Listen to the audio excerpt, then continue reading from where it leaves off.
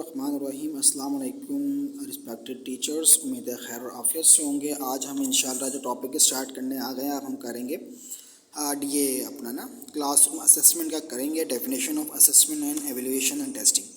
अगर हम यहाँ पे देखें असेसमेंट की डेफिनेशंस, तो हमारे पास क्या चीज़ आती है। देखें सबसे पहले तो क्या है, असेसमेंट जो है वो टेस्ट का एक पार्ट है, ठीक है, जो कि टीचर जनरेट करता है अपने माइंड में।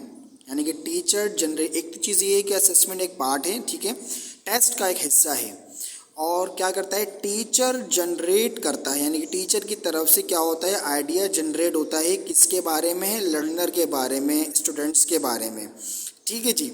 अब वो आइडिया जो है वो पॉजिटिव भी हो सकता है और नेगेटिव भी हो सकता है। पॉजिटिव नेगेटिव से ये मुराद है कि वो स्टूडेंट्स के फेवर में भी जा सकता है और वो स्टूडेंट के अगेंस्ट भी जा सकता है।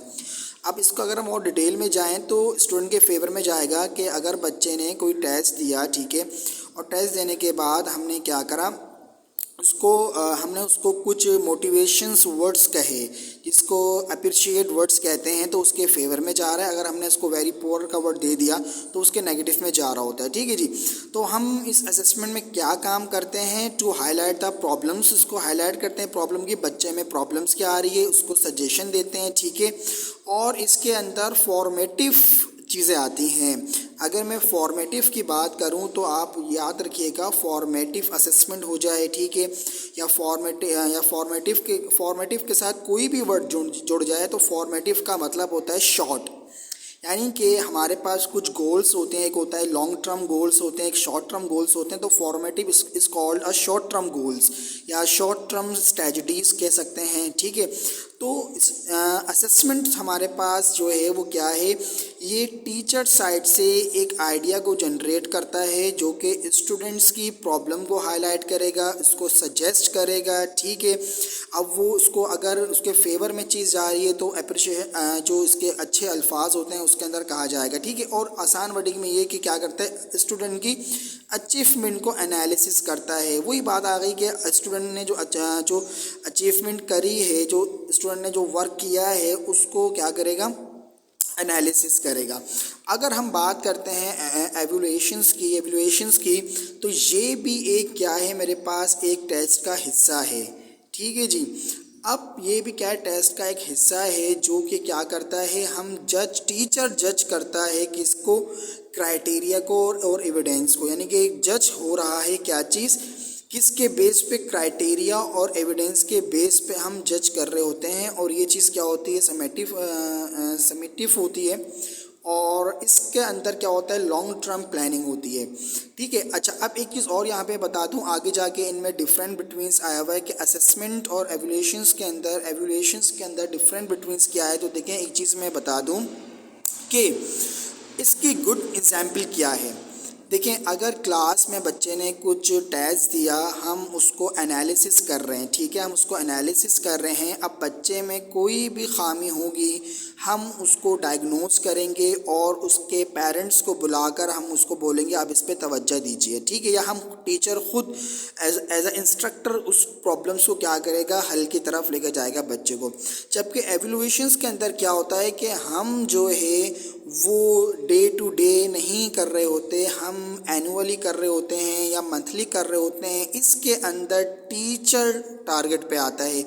आपके पास कोई कोऑर्डिनेटर है, ठीक है, और अगर कोई मिस्टेक्स हाईलाइट हुई है, अगर बच्चा परफॉर्मेंस सही नहीं कर पा रहा है, ठीक है, असेसमेंट में इंडिविजुअल परफॉर्मेंस को देखा जाता है, जबकि एवल्यूएशन में इंडिविजुअल बच्चे की बात नहीं होगी।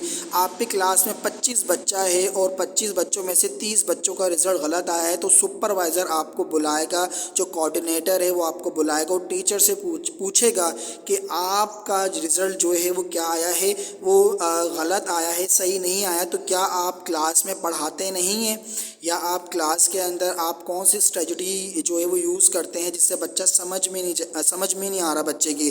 तो ये इस प्रोसेस को एवल्यूएशंस कहते हैं, जो कि आपके जो एविडेंस हैं उसको जज करता है। यानी कि इसके अंदर टीचर्स की स्ट्रेटजीज के ऊपर, टीचर्स की प्लानिंग के ऊपर सवालिया निशान आता है, जबकि असेसमेंट के अंदर बच्चे की कारकर्दगी के बारे में देखा जाता है, एवल्यूएशंस में टीचर की कारकर्दगी के बारे में जो है वो देखा जाता है। और अगर हम टेस्ट टेस्टिंग की बात करें तो टेस्टिंग हमारे पास क्या होता है, टेस्टिंग एक ऐसा प्रोसेस होता है, ऐसा सेट ऑफ क्वेश्चंस होते हैं या टूल ऑफ क्वेश्चंस होते हैं, हम क्या करते हैं बच्चे को देते हैं इंडिविजुअली या ग्रुप ऑफ के अंदर भी देते हैं, ताकि हम बच्चे की करैक्टरिस्टिक्स को हाईलाइट कर सकें, करैक्टरिस्टिक्स को जान सकें कि बच्चा जो है वो अभी किस लेवल के ऊपर है।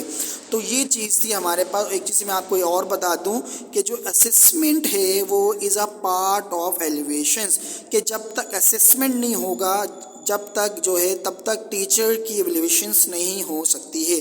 तो हमारी ये डेफिनेशंस यहाँ पे क्लियर हो चुकी हैं और मैंने आपको डिफरेंट बिटवीन्स भी जो है वो बता दिया है कि हमारे पास असेसमेंट भी हो गया और मैंने असेसमेंट और एवल्यूएशंस की डिफरेंट बिटवीन्स भी आपको थोड़े से जो है वो बता दिए हैं। अब आगे जाके थोड़ा सा मैं और आपको बता देता हूँ कि असेसमेंट का आप ज़रा ये भी देख लें डिफरेंट बिटवीन्स भी, कि ये स्मॉल प्रोसेस होता है, ठीक है, ये लार्ज होता है, इसके अंदर भी क्वेश्चंस वगैरह सारे होते हैं, मॉनिटरिंग क्लास होती है, यहाँ पे टीचर सारी चीज़ें होती हैं। तो वही सारा प्रोसेस जो मैंने आपको जो है ऊपर बताया। तो यहाँ पे हमारे 2 टॉपिक्स हो चुके हैं। इंशाल्लाह नई वीडियो के साथ हाजिर होंगे, नए लेक्चर के साथ। चैनल्स को लाजमी सब्सक्राइब करवा लें ताकि नहीं आगे आने वाली वीडियो आप तक पहुँच सके। अस्सलाम वालेकुम।